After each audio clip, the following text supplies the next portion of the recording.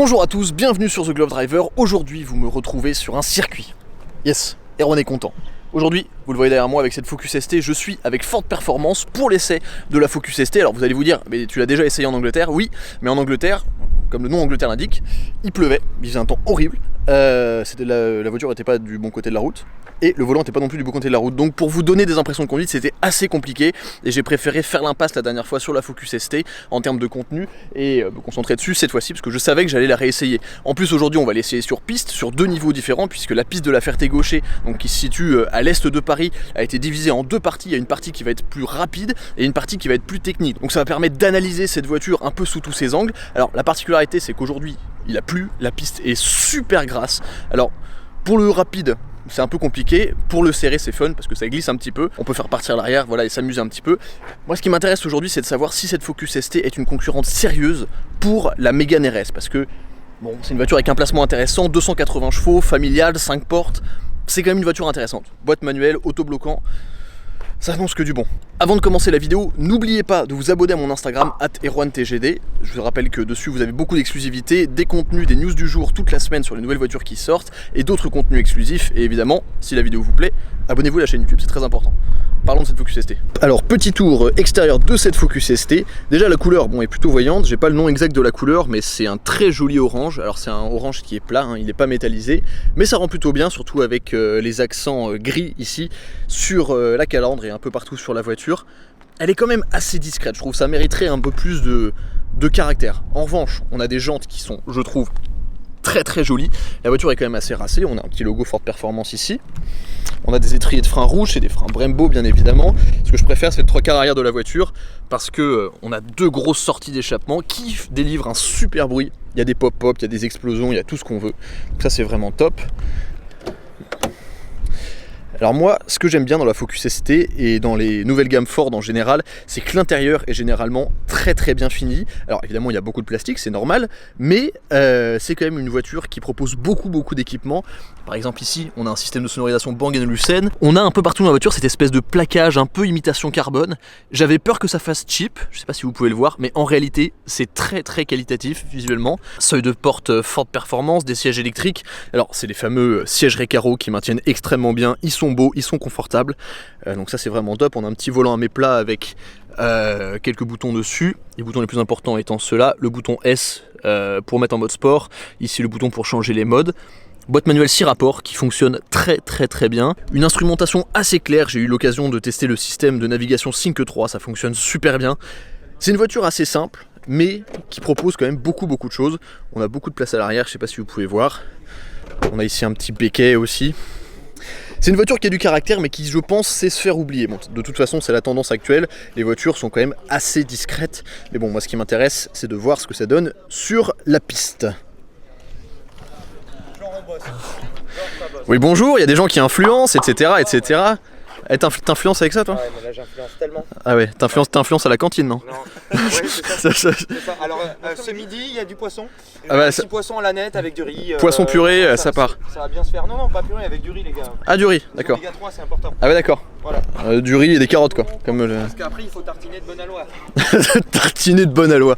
Ça va être le titre de la vidéo. Je tartine de bonne aloi. Vous ne devinerez jamais comment j'ai tartiné. Avant d'emmener la voiture sur piste, petit rappel de la fiche technique de cette nouvelle Ford Focus ST 2019. Le 4 cylindres 2,3 litres EcoBoost Turbo développe 280 chevaux et 420 Nm de couple. Il est lié à une boîte manuelle 6 vitesses, le 0 à 100 est effectué en 5 secondes 7, la vitesse max est de 250 km/h et la voiture pèse environ 1500 kg à vide. On notera aussi sur notre voiture la présence d'un différentiel autobloquant et des suspensions pilotées. Évidemment, on va tout mettre en mode track ESP off. On est sur la partie rapide du circuit de la Ferté-Gaucher. C'est une partie intéressante parce qu'il y a un petit peu de serré, aussi la grande ligne droite, il y a du grand freinage. Donc c'est vraiment une partie où on peut exploiter la voiture. Ça a un peu séché, on va se mettre en mode track, mode circuit. Donc on a un peu de SP déconnecté, on va quand même faire attention. On a un train avant qui est très communicatif. Et on sent, bon là il y a beaucoup de perte d'adhérence. À cause de la piste, on se fait un peu guider par le couple, mais hop, on reste en troisième, on plonge. L'arrière qui se place, on sent l'arrière qui est mobile, qui a envie de bouger, mais d'une bonne façon. Et le son de la voiture, c'est là où le rêve match automatique c'est intéressant parce que là je suis passé de la 4 à la 2.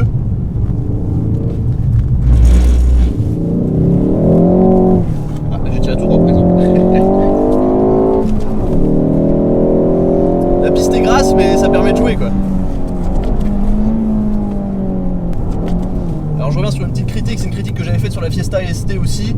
Les pédales sont très éloignées et c'est compliqué de faire un talon pointe effectif, mais c'est pour ça qu'on a le rev matching automatique qui est très bien fait. Hop. La voiture elle est précise, elle est engageante. Et la sonorité moteur est vraiment top, je pense que vous l'entendez, mais il y a des explosions à l'échappement parfois.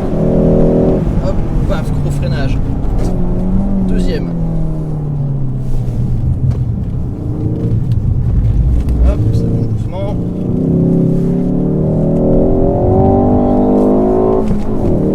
Et le guidage de boîte est vraiment super bon, c'est une critique que j'avais aussi sur la Fiesta ST.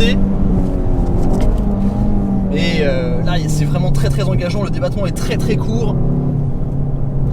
Hop, on va chercher tard la corde.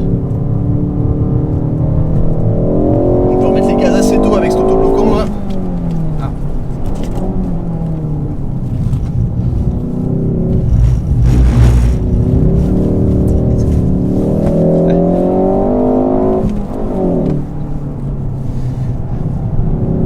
Accélère.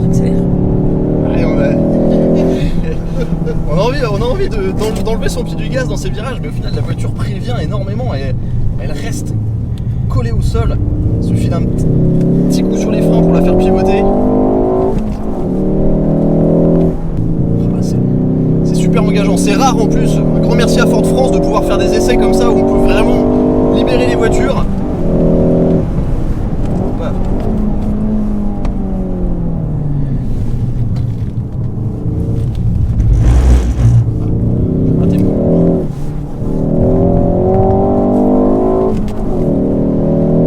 C'est une voiture qui est vraiment très engageante et je trouve que la sonorité, ça n'a rien à envier à beaucoup de voitures là. Le petit 4 cylindres 2 litres 3 turbo là, il est vivant, hein.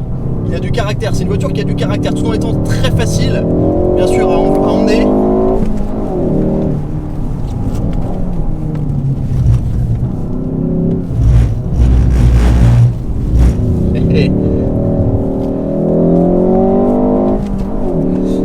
C'est celui-là où il faut garder un peu d'accélération. Voilà. Garde. Voilà. Ah ouais, effectivement, ça tient. C'est ça aussi. J'ai à côté de moi évidemment un instructeur qui m'a briefé avant ce tour. Je peux lâcher un peu plus les chevaux, mais c'est agréable parce que on peut très vite apprendre à maîtriser les. Là, j'aurais pu réaccélérer plus tôt. On peut très vite apprendre à maîtriser la voiture et comme je le dis, c'est une voiture qui est saine et pour apprendre à piloter. Pas mal.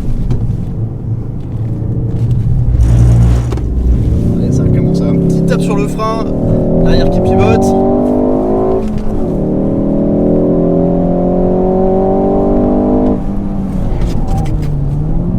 Un freinage qui est super mordant et qui faiblit pas parce que là ça fait quand même plusieurs tours qu'on tape sérieusement dans les freins. C'est du freinage Brembo, c'est ça? Oui.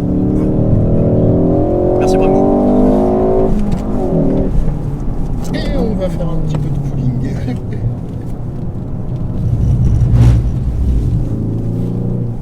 Juste sur celui-là. Ah. Donc je viens de terminer mes tours sur la piste haute vitesse avec la Focus ST. Je pense que vous l'avez vu durant mon essai. Alors désolé pour la coupe de cheveux encore, il y en a une qui passe là. Enfin, un petit son sympa à l'extérieur. Je pense que vous l'avez vu à travers l'essai. Je me suis éclaté avec cette voiture. Comme je l'ai dit, c'est pas une sportive extrême, il faut pas l'oublier, c'est une voiture qui est avant tout familiale, confortable, technologique, mais c'est une voiture avec laquelle on peut vraiment beaucoup s'amuser sur la piste à travers les différents modes de conduite et on sent une différence incroyable de comportement de la voiture, de précision, de relance entre le mode sport qui est déjà assez permissif et le mode track qui là laisse la voiture vraiment s'exprimer avec son potentiel à fond. C'est une voiture qu'on peut vraiment bien placer sur la piste, c'est une voiture qui glisse, vous l'avez vu, je fais pas mal de glissades, c'est quand même top, là sur un revêtement assez sec. Donc on peut s'amuser, on peut être aussi très efficace, on ressent pas le poids. La Focus ST est assez lourde, mais là je trouve qu'on ressentait pas trop le poids. Après, comme je l'ai dit, je suis pas pilote professionnel, mais j'ai pu quand même pousser la voiture assez fort. une très très bonne expérience. Est-ce que ça concurrence la Mégane RS en termes d'efficacité? Je ne sais pas, il ne faut pas oublier que la Mégane RS a quand même les roues arrière directrices qui lui confèrent un avantage énorme en termes de chrono sur la piste. Mais en termes de fun, dans des conditions similaires, parce que j'avais essayé la Mégane 4 RS sur circuit mouillé aussi, je veux dire, je me suis plus amusé dans celle-là parce que déjà le son est bien mieux, la boîte manuelle est très très bonne. Et on peut glisser, on peut faire des trucs, c'est vraiment pas mal. J'avais pas énormément de temps pour vous filmer cet essai, donc il n'y a pas énormément de plans de la voiture à l'extérieur. Mais en tout cas, si je peux dire une chose, c'est que je serais chaud pour prendre cette voiture sur un road trip. Un énorme merci à Ford France pour cette invitation. Je vais prendre mon avion pour une autre destination et un autre essai avec une autre voiture, aussi en boîte manuelle, mais avec un caractère un petit peu plus anglais. Merci d'avoir regardé cette vidéo, j'espère que ça vous a plu. Si c'est le cas, n'hésitez pas à la liker, à vous abonner à la chaîne YouTube.